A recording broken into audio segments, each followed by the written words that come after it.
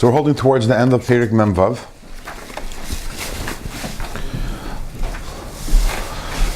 And the previous weeks we spoke about this new avenue of love for Hashem, a new way of arriving at love for Hashem, by utilizing the human nature of Kamayim Apanim Lapanim Kein Lev Adam La'adam, the idea that when the one person shows love to another, so that automatically evokes a corresponding love back. So when we contemplate Hashem's incredible love for us, so that brings us to a very powerful Ahavas Hashem. So where do we see Hashem's love for us?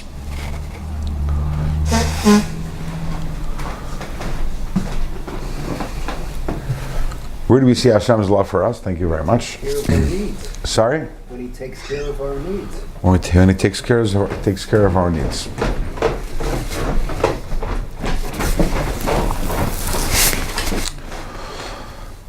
What's interesting is that the Rebbe doesn't talk about that. The Rebbe doesn't talk about loving Hashem because He takes care of our needs. And let's push that off. Mir Hashem, next week, we'll talk about that next week in Mir Hashem. Okay? Next week or the week after, I want to talk about that. That's a very interesting idea. For those of you who recall, when we're talking about the idea of Yiras Hashem, the Alter Rebbe also, he didn't mention the idea of Yiras Ha'inish. That didn't exist at all. The different levels of Yira did not include Yiras Ha'inish. It's kind of related to this question, because this is the flip side of that. And I want to postpone that conversation.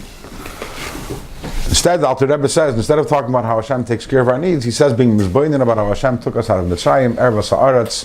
He gives the mashal of this incredible king who goes to the garbage heap, and he pulls out this lowlife who is covered in filth, and brings him close to him in this most intimate relationship possible. In the words of the Alter Rebbe, we can only imagine how much love this commoner would have for the king, for the king showing such incredible love to him. And so the exact same thing, Asa Lanu Elokeinu, says the Alter Rebbe, that's what Hashem did to us, but much greater than that, B'kifli kiflayim le'in kates, in a much greater way. Why? Because Hashem is much greater than the greatest king possible. And we were talking in the lowest of the low. We were in Mitzrayim, which is Ervas Ha'aretz, the most depraved of lands, most immoral of lands, most spiritually decadent place in the world. And Hashem swooped down by Himself, and He extracted us, and He brought us to Har Sinai, and He gave us the Torah, and He gave us the mitzvahs, and He hugs us, and He kisses us, He embraces us, and has this incredible unity with us. And if we are to contemplate that, our hearts can't help but to be overflowing with an incredible Avas Hashem, an incredible love for Hashem. And the Alter Rebbe continues. This is what we spoke about last week. And this is the meaning of Asher Kiddushanu b'mitzvah that we say before we make a bracha on a mitzvah, we say Asher Kiddushanu b'mitzvah. And he gives two understandings of what Kiddushanu means. One understanding is Kiddushanu ka'adam ha'mekadesh Isha liyes miyechedes imei beyichud gamor, like a person who's mekadesh, who marries a woman, the purpose being that they should be beyichud gamor in absolute unity. So the same thing is also Asher Kiddushanu b'mitzvah, that with Hashem's mitzvahs, He was mekadesh us, He married us, and we become v'hayu l'basar echad, we become mamish one with Hashem.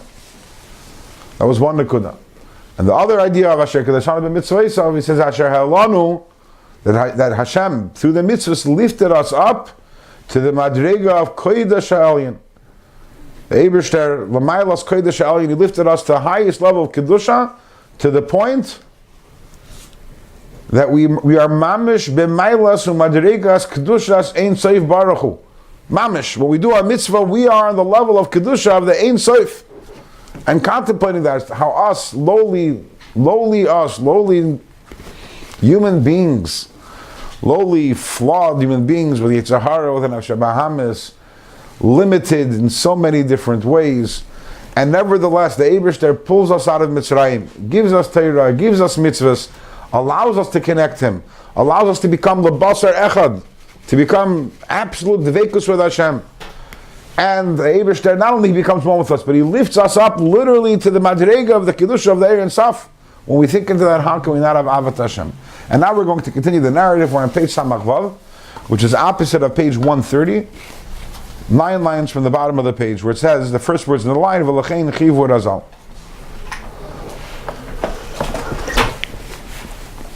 V'lachein, and therefore, because when a Yid learns Torah or does a mitzvah, so because a Yid is at that point, when we're doing a mitzvah absolutely one with Hashem, as we learned last week, like a Lekei Avram, like a Yitzchak, like a Yaakov. We are miyuchid with Hashem like Avram, Yitzchak, and Yaakov were.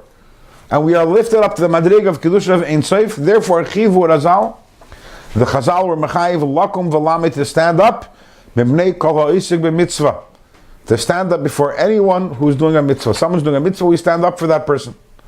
So this is a Mishnah where it talks about Bikurim, and it says that when the people were bringing Bikurim, that they would, the people would stand up as they were going. People would stand up. Why? Because they're doing a mitzvah.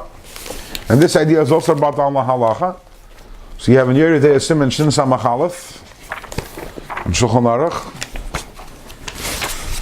So the Mechaber writes like this: Siv Gimel, Siv Daled.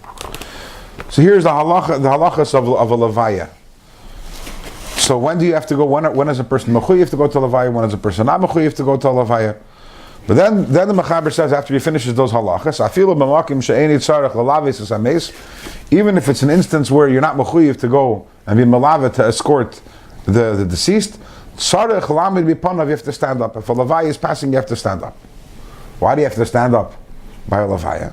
What would you think? Covered hames. Covered hames. Says the Taz, tzarich lamed b'panav. He says no. Pirush b'bnei ha'oiskim ima. You're not standing up for the mess.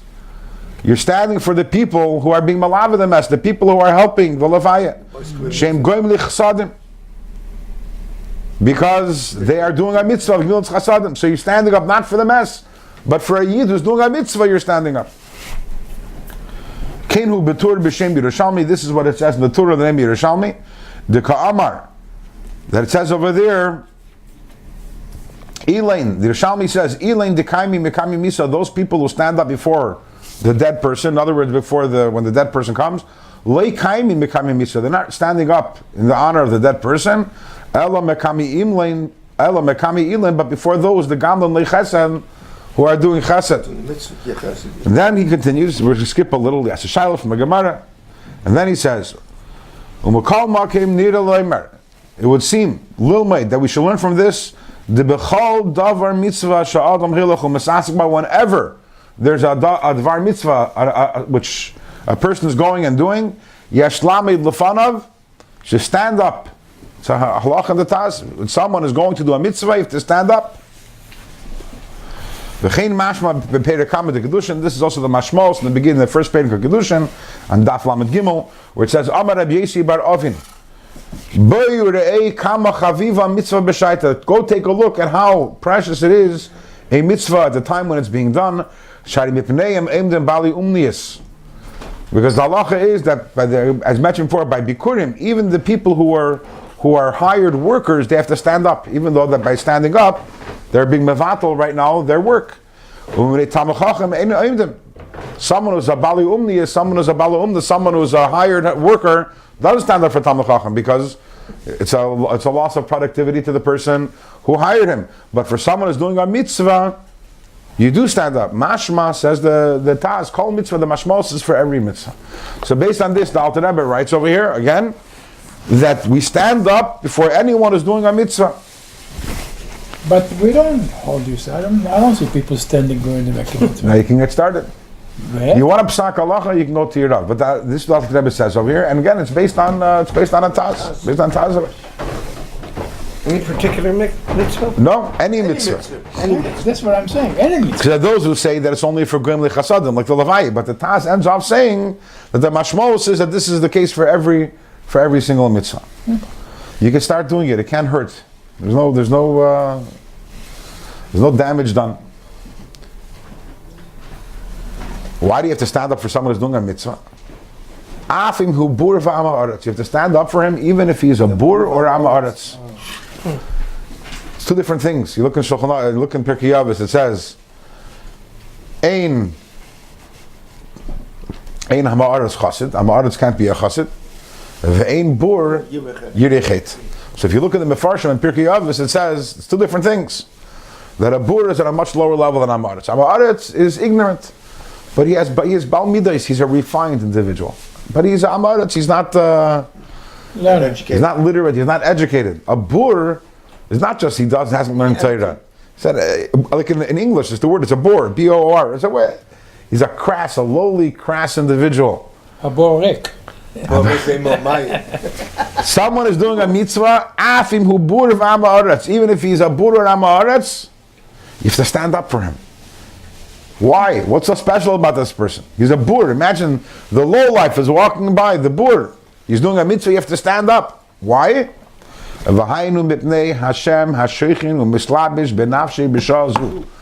this moment, what are we to say? That when a yid does a mitzvah, at this moment is the v'hayu l'basar echad. He's united with Hashem. At this moment, this person is halanu l'kodesh ha'elyon. This person is on the madrega of the kedusha of the Ein Sof. Even in Russia does this? A bur v'am ha'aretz. Unless he's in Russia. A Russia, what's the madrega? We're all Rishonim. Based on the Alter Rebbe's definition, that would be correct? Exactly. The bottom line is when a yid is doing a mitzvah at this moment, connected betachlas ha'ichud with Hashem, at this moment he's the madrega of the kedusha of the Ein Sof. Stand up. This is the holiest thing that there is a yid doing a mitzvah. Again, this is all the context, and part of this brain was thinking of how thankful we have to be to Hashem and how much we have to love Hashem. Look how much Hashem loves us. That He takes a bur, He takes Ha'aretz, He takes me and you and you and you. And He lifts us out of the depths of meaninglessness and triviality and unimportance. And He unites with us, He hugs us, He embraces us, He kisses us, lifts us up to the level of Kedusha of the Ein Sof. How can we not be in love with Hashem? However,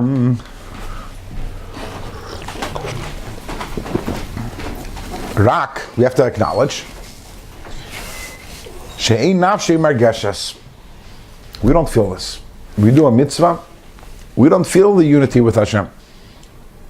We don't feel that we're on the madrig of the kedusha of the Ein Sof. Because why don't we feel it? Because there's a curtain. What is the curtain that's blocking? What is the blockage? Good. The blockage is hachomer agufni. The gashmis, the materialism of the body, which has not been refined. And causes the eyes of the soul to be dark and unable to see mir'ois, from seeing maris alikim, godly visions, like the Avis and great tzaddikim, that they saw Ilam Haba in their lifetimes. The issue is not an issue with the fact. The fact is that you're connected to Hashem. The fact is that you're in the level of Kedusha and stuff. The issue is in Hargasha. We don't feel it. Why don't we feel it? Because our bodies are unrefined. So that doesn't change the Metzias. How do you overcome it? That doesn't change. You have to try to refine yourself. But even if you're not refined, it doesn't change the Metzias that when you're doing a mitzvah, the fact, it doesn't change the reality. The reality is that when you're doing a mitzvah, at this moment you're one with Hashem. And you're in the level of Kedusha and stuff. You're not feeling it. The others felt it. Great tzaddikim feel it. And that's why the Gemara says, in Baba Basra, the Gemara says, and also in Brachas, that Gemara says Baba Basra that Shloisha Hitim on HaKadosh Baruch Hu. There are three people who they got a taste of Elam Haba in this world, of Rami, Yitzchak, and Yaakov. That's why Bakrel, Mikol, Koel, Rami, Yitzchak, and Yaakov, that Elam. But also great tzaddikim have a similar Elam Chatir B'Chayecha. They got to see Elam Haba. What is Elam Haba? What is Elam Haba? A gute Sache.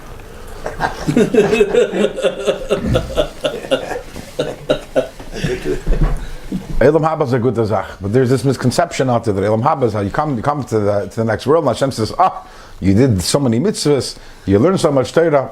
look what I'm going to give you. In other words, there's the Torah mitzvahs that you did, and then there's the Olam Haba. It's a separate thing.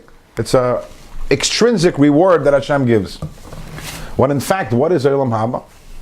Olam Haba is the experience of your Torah mitzvahs. In this world, there are very few, even in this world, we know there are very few pleasures that are like the pleasure of relationships, human relationships, friendship, intimacy.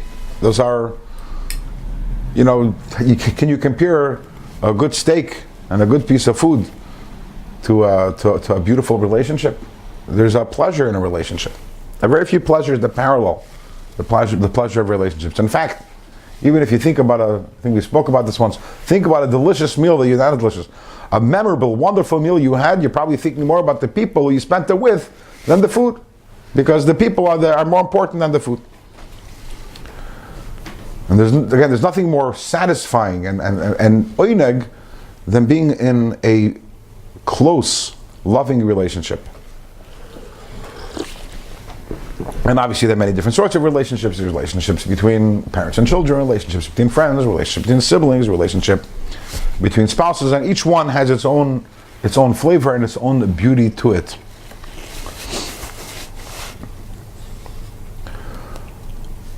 We have a relationship with Hashem. And every time we do a mitzvah, we create an intimacy with Hashem. We have this incredible unity with Hashem.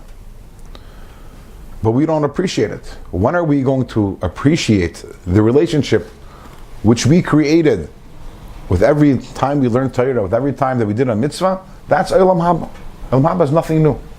Olam Haba is basking in the Torah and mitzvahs that we did. It's the Ziv Teirasan Va'avidasan, the Torah and the Avodah, and the relationship with Hashem. The mitzvah, the connection. The word mitzvah is related to the word tzavsa. That's what we will be enjoying. That's why a person who doesn't have mitzvahs, doesn't have Torah, comes up to Shemaim, there's a problem. Why is it a problem? Is it because Hashem is mean and Hashem doesn't want to give him a reward? It's not about being mean. There is nothing there. There isn't there what to enjoy. Olam Haba, we create our Olam Haba. Every time we do a mitzvah, we create our Olam Haba. And by the way, obviously, the converse is also true, that we create our Gehenim every time we do an Avera. But that's another story. It said this world is prosdor le'olam haba. You prepare everything in this life for the next. Yep. The Avos and great tzaddikim, they had their Olam Haba in this world, meaning what? That when they did a mitzvah, they felt it, they experienced it. That's Olam Chatir. You want to know what Olam Haba is? Olam Haba is doing a mitzvah and appreciating it. Really feeling the connection to Hashem that is happening when you're doing a mitzvah. That is the Avos, that is the great tzaddikim, the people who had their reward in this world, Olam Haba in this world. But for the most of us, we don't have that. For most of us, Olam Haba waits until after 120. Till after 120. And here in this world, we don't feel. But it doesn't change the fact. Let's do inside. 4 lines from the bottom.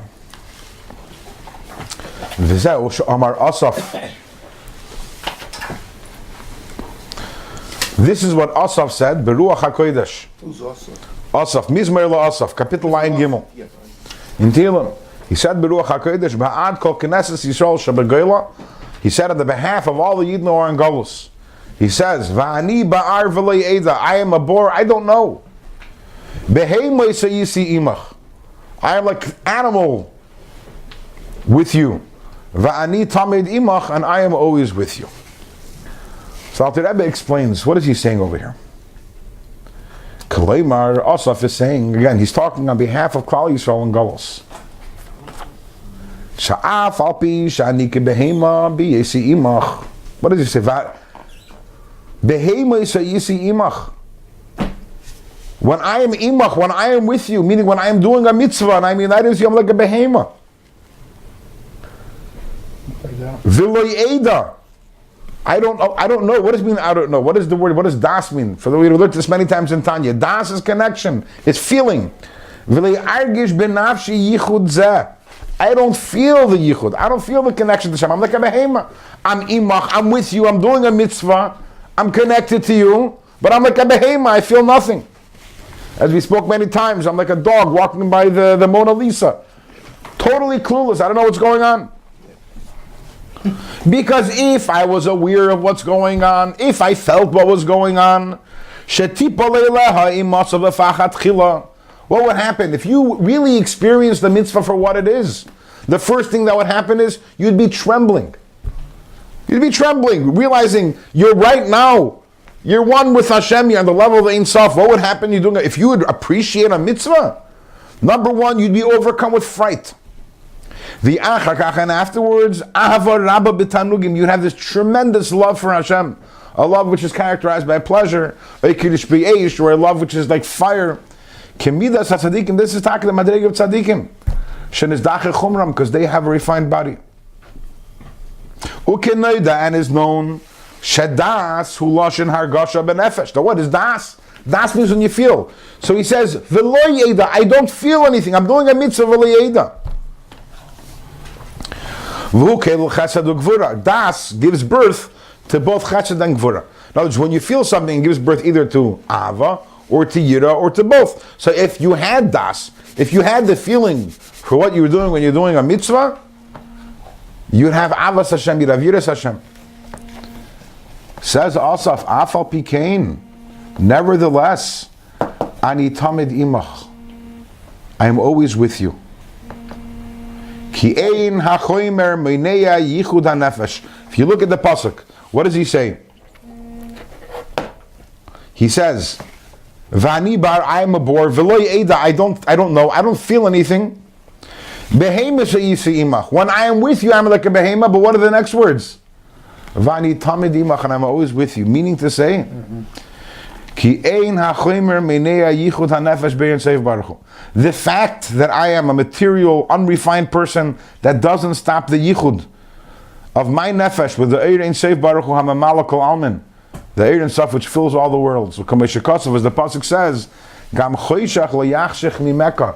Also darkness doesn't make dark for you. The darkness of my body is my problem of feeling.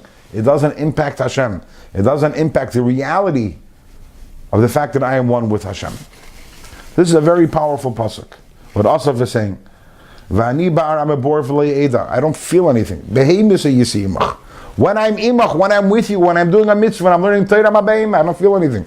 But nevertheless, V'ani tamid imach, I am always with you. Because the fact that I don't feel doesn't change the fact. If I was a big tzaddik, the verse says, but Aaron HaKohen says that in Parshas Baal Shem says that Aaron is told to light the menorah. And then the pasuk says, Vayas Kain Aaron, that Aaron did so as he was commanded. And Rashi says over there, Lahagit Shvachi Shal Aaron, that this tells us the praise of Aaron, Shalei Shina, that he didn't change. In other words, he did exactly as he was told, and he didn't do anything any different. No, not in the Sefer. No.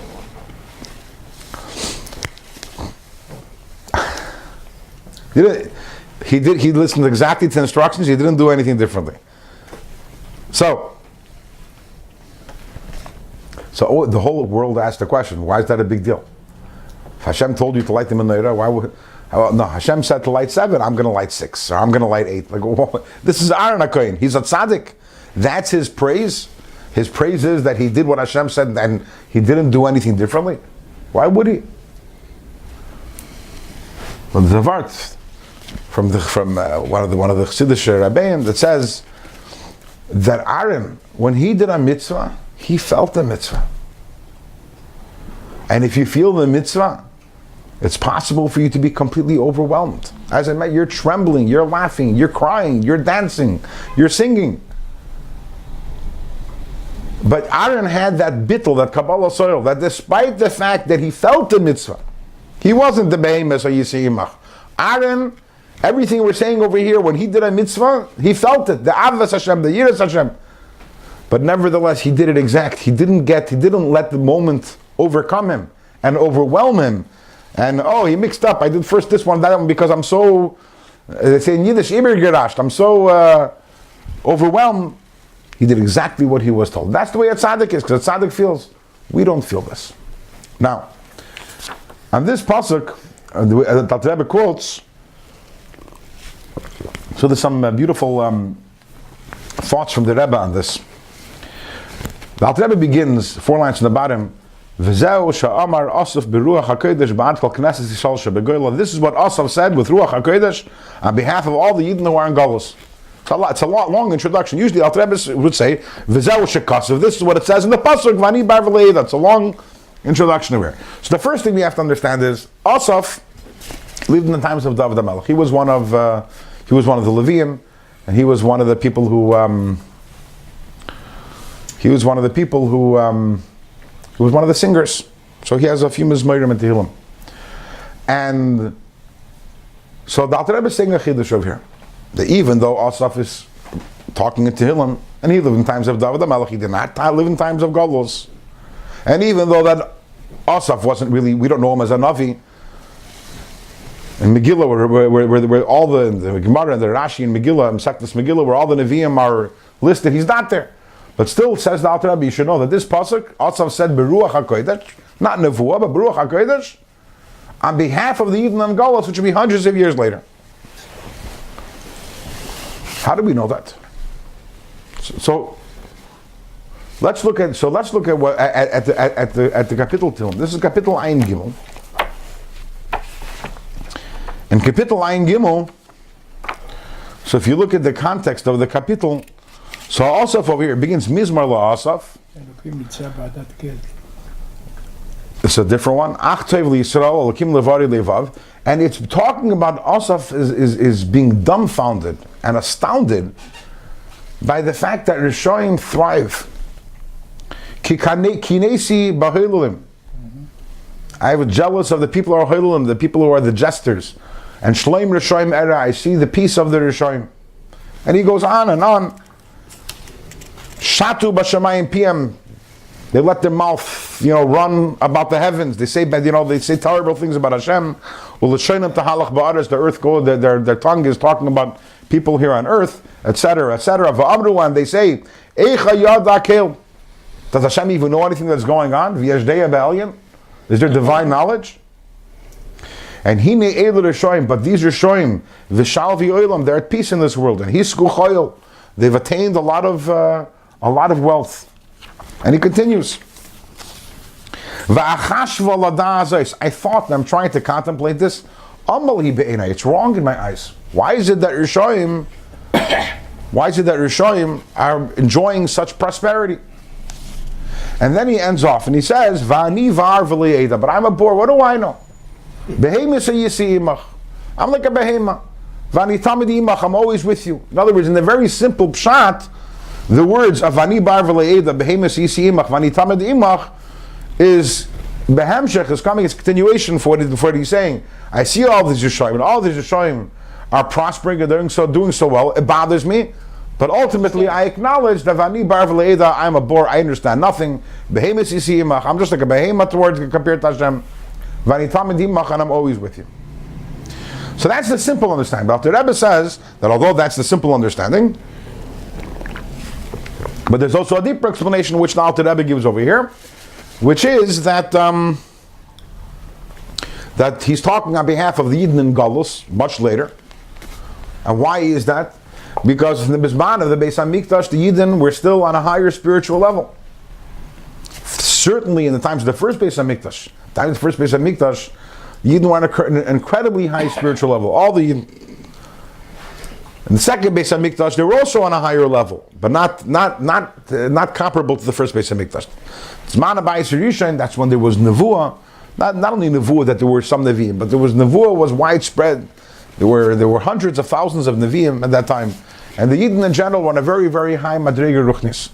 So Asaf, when he said that we are like behemoths and we have no feeling of a mitzvah, he wasn't talking about his time, because in times of the Beis HaMikdash Taka, they did have feeling. But he was talking about later, in the times of Golos, when Golos would come, that at that point, he was talking on behalf of them. How do you see that from the Psukim? How do you see that from the Psukim? I haven't seen it. Yeah. So that's the Alter Rebbe's statement. First place, and Alter Rebbe is introducing a new pshat. What's his right? So the Rebbe says, if you look, 3 lines from the bottom of Pei Samach Vav. The Alter Rebbe really could have began with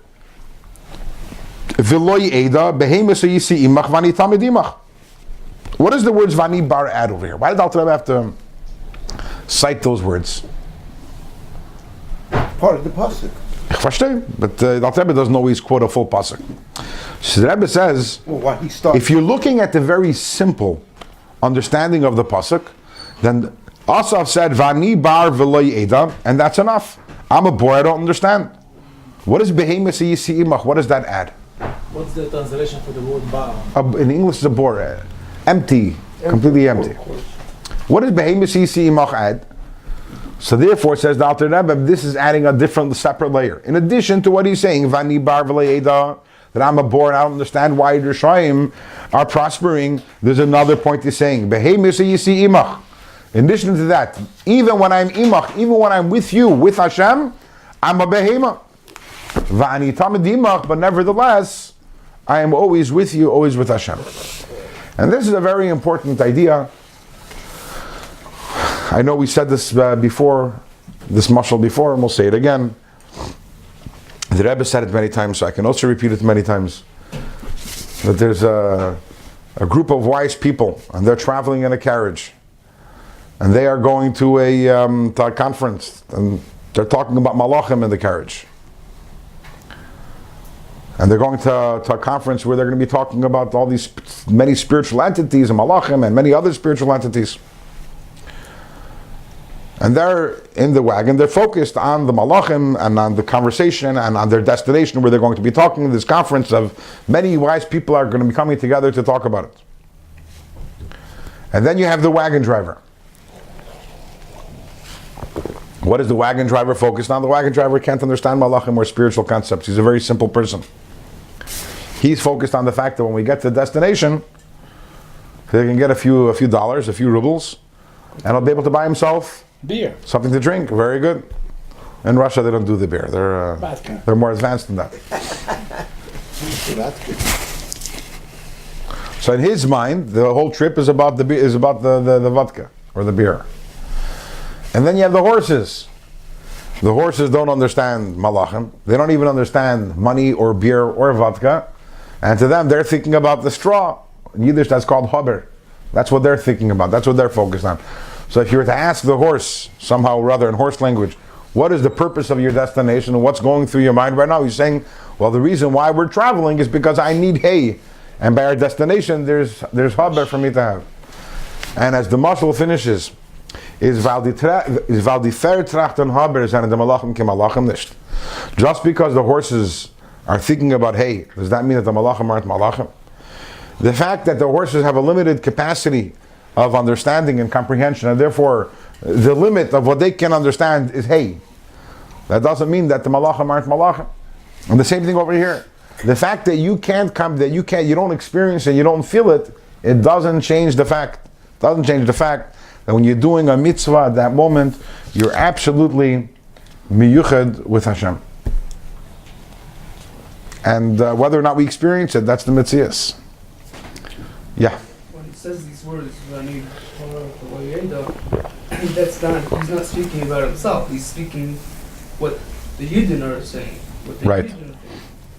Because he doesn't. So Asaf was not speaking on his own behalf because he wasn't a behemoth. Or later on. But he was speaking on behalf of Klal Yisrael, the way we would feel when we're doing mitzvahs. That we're doing mitzvahs, we're imach, and we're a behemoth. Says Asaf, it's relax, it's fine. Va'ani tamed imach. Your experience doesn't change the reality. Doesn't change the reality of what is. Asaf is the only one in Tehillim that David HaMelech let him put few things. No, there are 10. The Gemara says that there were 10 people who contributed to the writing of Tehillim. Yeah.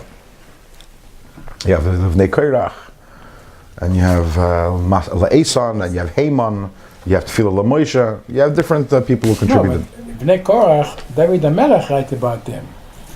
Asaf, he's the one that's writing. No. So they're different. You have Haman wrote some kapitlach, and Esan wrote some kapitlach, and Moshe wrote 10 kapitlach from Tzaddik till Kuf. You have Tehillim. Some was written by David, but he also compiled from other people together. Also, yeah. According to what we're saying over here, how does it connect with the first part that he's wondering why the people that's Amaratzim are benefiting from the world, they're very prosperous. How does this connect? I don't know if it does. It's a separate idea, both of which are included in the same Mizmer. Now you can say because they're both together, they must connect somewhere. Possible. That's what I was thinking. Possible. But darf trachten.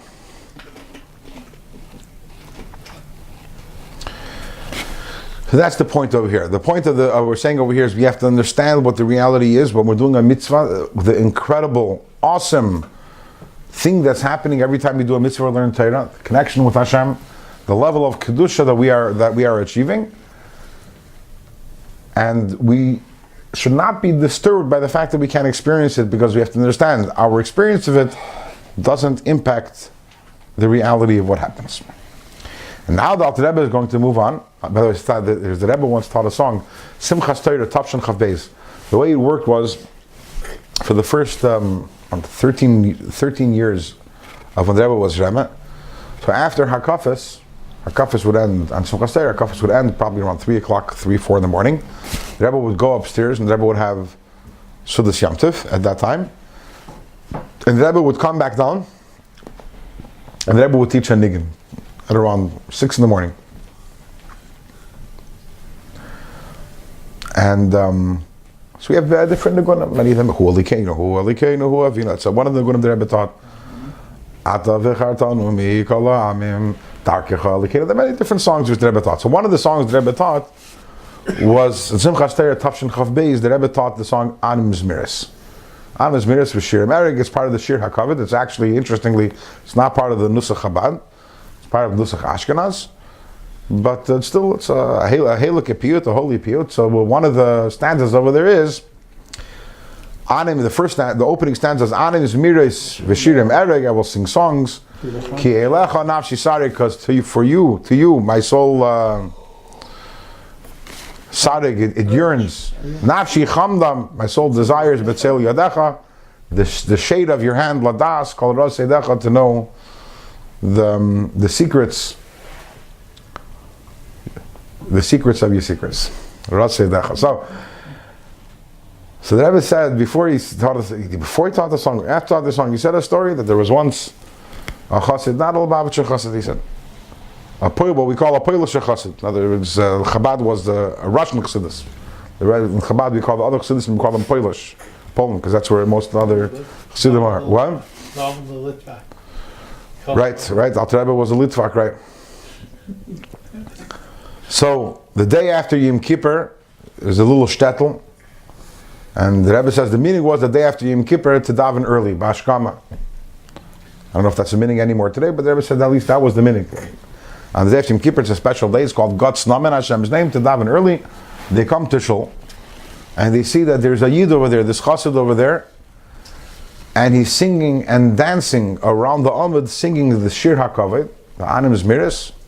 He didn't even go break his fast. He was completely oblivious to the fact that the fast was over and that he was singing and dancing the entire night. Then the Rebbe taught the song Anim Zmiris.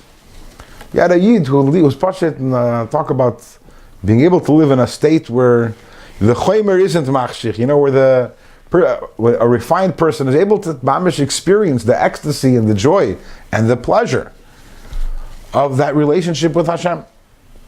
And when he was able to experience that, it caused him such incredible hisalus, such incredible elevation and ecstasy and pleasure, that what eating, what drinking, it's Special.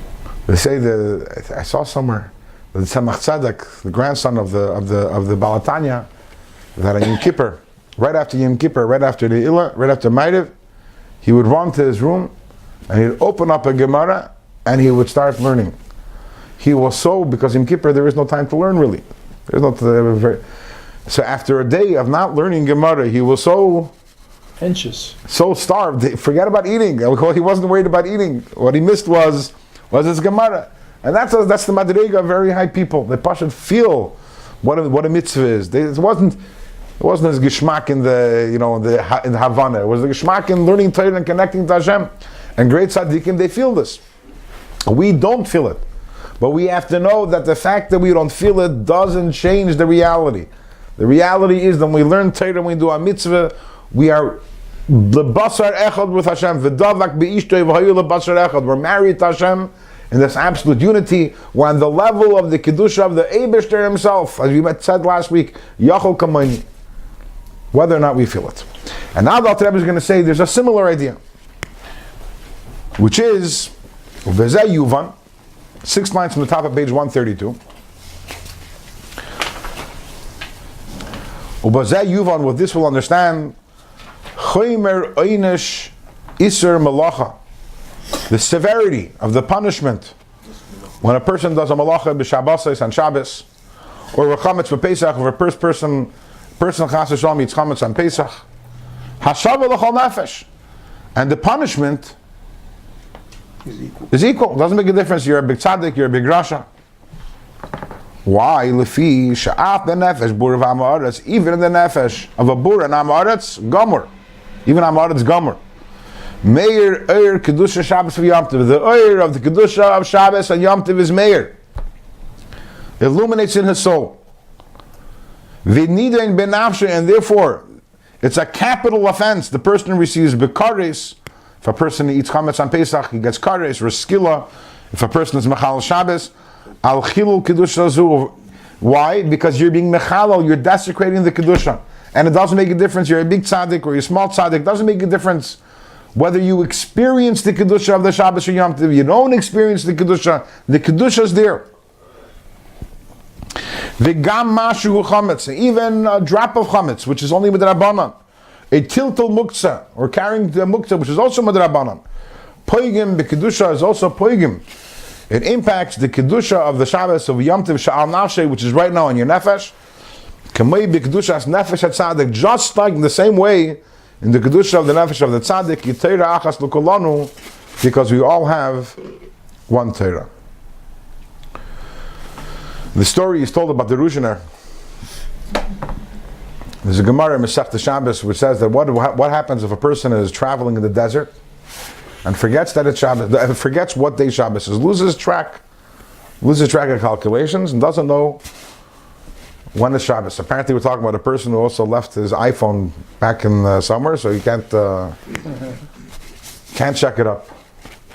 So what does a person like that do? So the Gemara says, there's machlokes actually. According to one opinion, you count 6 days a week and then you do 1 day Shabbos. According to another opinion, you do 1 day Shabbos, then 6 day week, then 6 days of weekdays. But there are rules. In other words, you're not allowed to do any melacha gemara, any day, whatever. The point isn't the halacha. The point is there's this question. So they say that when the Ruzhiner was learning this Gemara as a child, and when his Melamed taught him this Gemara, the Ruzhiner turns to Melamed and says, I don't understand. How is it possible not to know when Shabbos is? On Shabbos, everything is different. The sky is different. The stars are different. The trees are different. The whole world is different. Wow. How's it possible? How's it possible that they shouldn't know when Shabbos is? He didn't get it. Because as a tzaddik, even as a young child, obviously he's become very, very spiritually sensitive. He was margish. He was margish the Kedusha of Shabbos. And that's really the truth. The truth is that on Shabbos and Yom Tov there's a special Kedusha within the neshama of every single Yid. And that's why we don't do malacha. Just like it's brought down in this farm of Chassidus, that when you're standing in front of the king, you're standing in front of the king's imagine you're standing in the king's palace and you're making bread or you're plowing. It's in front of the king. When you're in front of the king, you don't do any malacha. You stand with a bittul. Shabbos and Yom Tov, there's this incredible kedusha. We're in front of the king, and therefore we don't do work. It's disrespectful. If a person does work on Shabbos and Yom Tov, so they're desecrating, they're being mechalel, they're desecrating the kedusha of Shabbos and Yom Tov that's being meir, that's illuminating within their nefesh at that time. And that's why there is this punishment for it, because of the chilul of Shabbos, because you're desecrating the kedusha of Shabbos. Does it make different mezid or shobet? Sure, it makes a difference. It's different punishments. The shegig is only a carbon. Now, you would think that in the nefesh of a tzaddik, the kedusha, you think the Ruzhiner, imagine the kedusha Shabbos that permeated his being. So if theoretically he were to be Machal Shabbos, obviously it's a ridiculous thought, but theoretically if he were to be Machal Shabbos, so that he's being Machal, the tremendous kedusha that's permeating, so that's deserving of an incredible punishment. But how about me and you? How about a bur v'ama'aretz gomer? What kind of kedusha is anyways in their nefesh? How much is Shabbos already? If they do an avera, what's the big deal if they're Machal Shabbos? What's the big deal if they eat chametz on Pesach? Well, how much kedusha already are they violating? How much kedusha are they defiling and desecrating? Says the Alter Rebbe, no, we look in the halach, it's the exact same punishment. Why? The kedusha is the exact same within every single one of them. You don't feel it, that's fine. It doesn't change the reality. It's the same idea.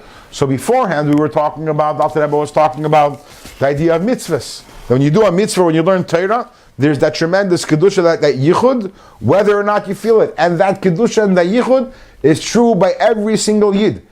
The same yichud, in other words, that you or the Baal Shem Tov experienced by doing a mitzvah, by doing a mitzvah is the same. When the Baal Shem Tov put on tefillin, and when you put on tefillin, it's the same kedusha and the same unity with Hashem. The difference is only in the experience of it. The Baal Shem Tov experiences it in a much greater way than me and you. Mm-hmm. So that was when he gave the mitzvah. And now the Alter Rebbe says the same concept also applies to Shabbos and Yom Tov. That's not a mitzvah. Here we're not talking about doing a mitzvah. It's talking about because Hashem loves us so much. As mentioned before, the king pulled us out of the garbage heap. He loved us so much that on certain days of the year, once every 7 days, and certain other days of the year, when the Eibishter imbues our neshama with incredible kedusha, and you have to know that this kedusha, which is in you on Shabbos and on Yom Tov, it doesn't make a difference your madrega, it doesn't make a difference your experience of it and how much you perceive it or not. That is the mitzias, that is what it is. And now the Alter Rebbe continues in the concluding brackets. That which the pasuk says, Behemois Lashon Rabim. If you look back, you turn the page backwards to 3 lines, it says, Va'ani bar v'loy eda. I am a boar, I don't know, or I don't feel. Behemois, animals, hayisi imach, I am with you. Va'ani tamid imach, and I am always with you. What sticks out at you immediately is there's one word with wrong syntax. Behemois. What should it have said? Behemois. Or it could have said, Behemois hayinu imach. We are behemois. Behemois hayisi. There's something wrong over here. Why is behemois lashon rabim? So the Rebbe is going to say like this. You think that you have a deficiency in das. As we mentioned before, das doesn't mean learning. In other words, das doesn't mean knowledge, because we all go home today, we all will have learned this Perek. We have the knowledge of what it means to do a mitzvah, but that's not what it means. What makes us a behemoth is not the lack of knowledge, but the lack of feeling. Das means feeling. Connection. What is feeling? Feeling means to connect. Is to connect. When you're connected with something, you feel it. If you're not connected, you have no feelings. That's right. So the tzaddik, you think, one second, the tzaddik, he's not a behemoth. I'm a behemoth. The tzaddik, he has das. Says Alter Rebbe, the tzaddik is also a behemoth. Because everything is relative. Relative to you, the tzaddik is very holy. But relative to Hashem, the tzaddik is also a behemoth. Equal. What? It's equal. Relative to the emes ein sof, relative to the emes infinity, the true infinity of Hashem, there's nothing that's of any significance. Let's take it further, says the Alter Rebbe. The tzaddik has das. Tzaddik has das. Where does the tzaddik draw this das from? The tzaddik draws his das from the Das of Atzilus. The Das of Atzilus is also like a behemoth to Hashem. Not only the tzaddik, the Das also. The word behemoth, which the pasuk uses to tell you, relax. There are many levels of behemoths. There's not only it's not only that the one level, the person who doesn't experience the Torah mitzvah, even the person who experiences the mitzvah 100% and has avas Hashem and has yiras Hashem, that's very nice. But compared to the reality of Hashem, he's also a behemoth. And even the source of the das of the tzaddik, which is das in the higher world, is also, let's do this inside. That's why it's Lashon Rabbi. Right. Different shades of behemoths. That which the pasuk says behemoth, which is lashon rabim l'rameis. This alludes to the idea that relative to Hashem, gam bechinis dasa elyin. Also, the level of dasa elyin. Dasa elyin. Here we're talking about the level of dasa, even which is higher than atzilus. Hakoil el chesed gevura. The dasa elyin, it absolutely includes chesed and gevura, ava and yira. In other words, it has all the feeling in the world. But nidmek behemoth v'asiya gufnis legabi ein seif is absolutely like a behemoth, and even lower than that, even like asiya gufnis, like a physical act. You know, a behemoth at least has feelings. It's like a physical act. That's how insignificant it is. Legabi ein seif, relative to the ein seif. K'mei shekasuv, as the pasuk says, kulam bechachma asisa. Which, as in Chassidus is explained, this pasuk al derech haremez, al derech hasoid, is that to Hashem. And obviously, the simple meaning of the words kulam v'chachma asisa, as we say that everything that you made Hashem, you made with great chachma. But another understanding is that the highest level of kedusha is chachma. It's the highest of the spheres. And to you, Hashem, chachma is like asisa. Chachma is like asiyah. Chachma is like a physical movement to you. That's how nothing it is. V'nikra behema rabba, and this level of dasa elyon, the das above, which is again the makir, the source of the das of great tzaddikim, is called behema rabba. Anyone knows where the word comes from? Behema rabba. Sounds familiar? The great behema. It's in Yoina. The last word is in Yoina.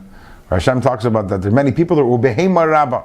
So literally means many behemoths, but also behema rabba can mean the great behema. What is the great behema? Das ha'elyon, the supernal das. Commissioner Zbar b'makam acher as explained elsewhere. And it's not only that, the high madrega of behema rabba, which is the das ha'elyon, it also feels itself as a behemoth. It recognizes how absolutely insignificant it is before Hashem. And now the Alter Rebbe is going to throw a little Kabbalah at us. For Shem Ban, for those of you who are a little more familiar with Kabbalah, we know that there are 4 different names. There's of Hashem. There's what's called the name of Av and Sag and Ban and Ma. These are all gematrias. Av is 72, and Sag is 63, and Ban is 52, and Ma is 45. And these are all different ways of writing out Yud Kei Vav Kei. Yud Kei Vav Kei is a gematria of 26. However, if you spell out each one of the words, Yud, Hey, Vav, Hey, what's the gematria you will get? So it depends on how you spell it. That's called with the milui, the name with the milui. So it depends on how you write it. So, for example, if you do Hey, you write Hey Aleph. If you write out Hey Aleph, both Heys, then you'll get 45. That's called Shem Ma, the name of Hashem, which equals 45. If you do the Heys, Hey Hey, because Hey can be written Hey Hey, so then you'll get 52. Because also the Vav also changes. You could pull the Aleph out, whatever. It's not getting into it. But the point is, and then if you add, Hey can also be written Hey Yud. So there are different ways to write Hashem's name and to get different gematriyos. And these are 4 different revelations of Hashem's name. One of them again is called Shem Ban, the name of Ban, which is the name of 52. And 52 is the gematria of Behema. So one of Hashem's name is Begematria Behema. It's 52. V'hu Shem Ban, Begematria Behema, Shalifni Atzilus, which is higher than Atzilus.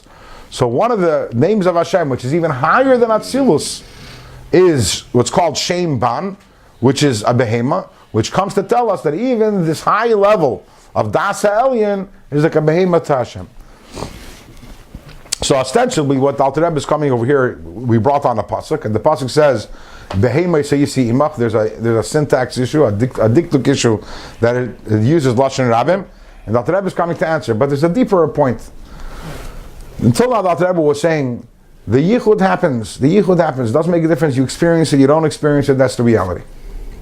So you might think to yourself, okay, I don't experience it. The tzaddik here really experiences it. Says the Alter Rebbe, no. You and the tzaddik, you're both behemoths. Mm-hmm. You're both behemoths.